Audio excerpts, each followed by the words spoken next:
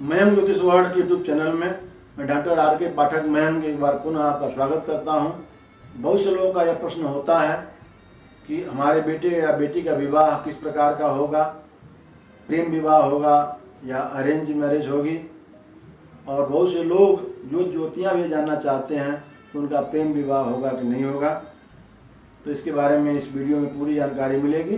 Video को पूरा देखें, स्किप न करें, आपको पूरी जानकारी प्राप्त होगी। समय परिवर्तनशील होता है। समय के परिवर्तन के साथ साथ विवाह के स्वरूप में भी काफ़ी परिवर्तन हो गया है।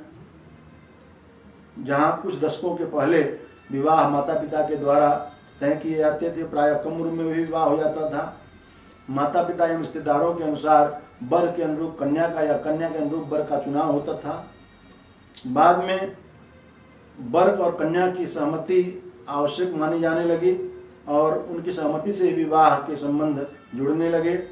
और अब तो वर और कन्या बहुत सारे ऐसे मामलों में देखा जाता है कि वेस्टर्न कल्चर के प्रभाव से या फिल्मों आदि के प्रभाव से मैरिज ब्यूरो के द्वारा, सोशल मीडिया के द्वारा, ऑनलाइन वेबसाइट आदि के द्वारा एक दूसरे से जुड़ते हैं और बाद में विवाह का निर्णय लेते हैं।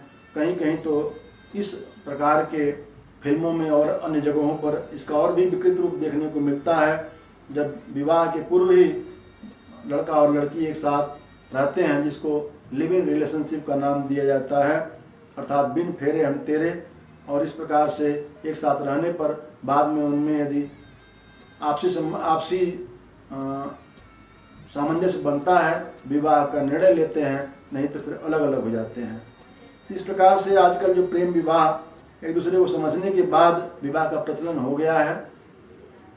इसमें समस्या तब उत्पन्न होती है जब बहुत सारी स्थितियां मिलती नहीं हैं, कुंडली का मिलान ढंग से नहीं हो पाता है और वैचारिक मतभेद आगे चल करके होते हैं। और ऐसे विवाह देखे जाते हैं, अधिकतर देखा जाता है कुछ वर्षों के बाद या कुछ मामलों में तो कुछ महीनों के बाद ही ऐसे विवाह टूट जाते हैं। इससे विवाह के वैवाहिक जीवन में उथल पुथल मच जाता है।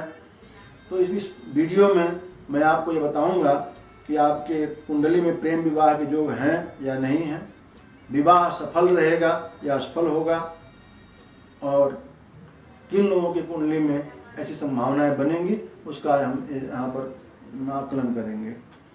मंगल और शुक्र की युति प्रेम विवाह का योग बनाती है। ऐसे लोगों का विवाह होते होते रुक जाता है और एकाध संबंध टूटने की भी आशंका रहती है। मंगल यदि कुंडली में मांगलिक हो रहा हो, 1, 2, 4, 7, 8, 12 भावों में भी बैठा हो अथवा शुक्र की राशि में बैठा हो तो प्रेम विवाह होता है, लेकिन ऐसे लोगों के प्रेम विवाह प्रायः असफल रहते हैं। शनि और मंगल यदि कृतिका, ज्येष्ठा या मूल नक्षत्र में एक साथ बैठा हो तो भी प्रेम विवाह तो होता है परंतु सफल नहीं होता, आगे चल के टूट जाता है। 5, 7, 11वें भाव के स्वामी का यदि शुक्र से संबंध हो तो प्रेम विवाह होता है तो प्रायः सफल रहता है। पंचमेश और सप्तमेश की युति भी प्रेम संबंध बनाती है। पंचमेश यदि चंद्रमा एवं शुक्र के साथ पंचम भाव में हो तो भी प्रेम विवाह के योग बनते हैं। पंचमेश एवं सप्तमेश शुक्र के साथ होने पर भी प्रेम विवाह होता है। यदि चंद्रमा पंचमेश एवं सप्तमेश शुक्र, मंगल या चंद्र की दृष्टि में हो तो भी प्रेम विवाह के योग बनते हैं। लग्न कुंडली या चंद्र कुंडली में यदि शुक्र पंचम भाव में हो तो ऐसे जातक दूसरे के प्रेम में पड़ते हैं। यदि शुक्र भाग्य स्थान में बैठा हुआ हो तो ऐसे लोग दूसरे से प्रेम नहीं करते हैं बल्कि दूसरा व्यक्ति इनसे प्रेम करता है। और यदि शुक्र लग्न में बैठा हो तो प्रेमी और प्रेमिका एक दूसरे पर आसक्त होते हैं और उनका प्रेम विवाह संपन्न होता है। बहुत से लोग ये पूछते हैं कि प्रेम विवाह स्वजाति होगा या परजाति होगा, यानी जाति में होगा या परजाति में होगा।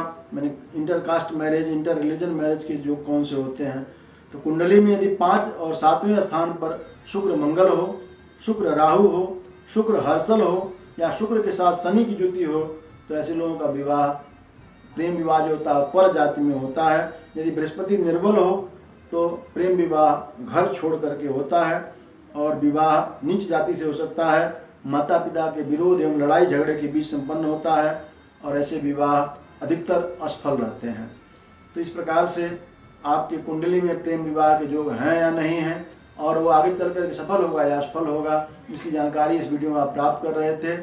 परंतु विवाह कैसे भी करें, अरेंज मैरिज करें या लव मैरिज करें, विवाह के पूर्व कुंडली का मिलान अवश्य कराएं, क्योंकि कुंडली के मिलान से जो ग्रहों की स्थितियाँ होती हैं वह एक दूसरे को के स्वभावों को, एक दूसरे के विचारों को, एक दूसरे के मतों को, एक दूसरे के ग्रहों के राशियों के आपसी संबंधों को आकलन करके ही इनका जो है निर्णय लिया जाता है।